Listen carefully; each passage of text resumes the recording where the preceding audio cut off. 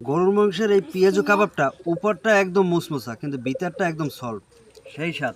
রোজার আম্মু, জি আজকে কি রান্না করবা? আয়োজন দি ব্যাপক দি। আজকে গরুর মাংসের পেঁয়াজু কাবাব বানাম। গরুর মাংসের পেঁয়াজু কাবাব? হ্যাঁ, এখানে গরুর মাংস পেঁয়াজু কাবাবের জন্য এই জন্য তোমার যতটুকু গরুর মাংস নিছি অতটুকু পরিমাণই পেঁয়াজ নিছি, এরপর অন্য অন্য মশলা সব কিছু একটু বাটতে নিতে হইবে। বানানোর জন্য প্রথমে জিরা, কয়েকটা দারচিনি, এলাচ এগুলো সব কিছু একটু আমি বাটতে নিম। এখন আদা রসুনটা বাটতে নিম। গোস্তগুলো ছোটো ছোটো পিস করে নিচ্ছি, এখন সবগুলো একটু পুতোর সাইজে ছেঁচে নেব, সাথে দিচ্ছি একটা বোম্বাই মরিচ।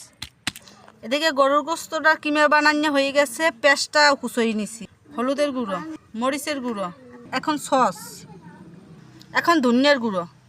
আমি কাবাবের জন্য স্পেশাল একটা মশলা বানাইছি, 1 চামচ কর্নফ্লাওয়ার, সামান্য পরিমাণ বেকিং পাউডার, এখন একটু সয়া সস, 1 চামচ পরিমাণে ময়দা, স্বাদ মতো লবণ, এবার সয়াবিন তেল, সব কিছু এখন সুন্দরভাবে মাখিয়ে নেব।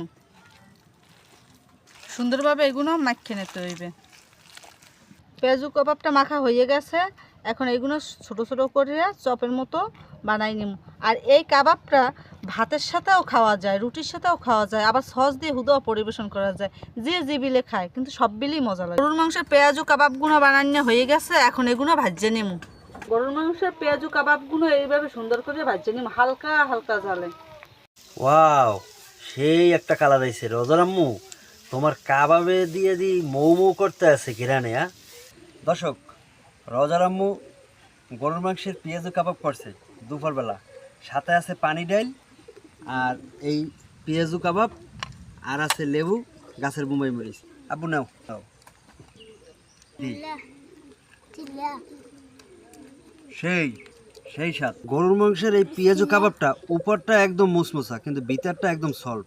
দর্শক ভাত থাকে জুস থাকেন দেখেন কোনো ভিডিও জানলা পেস।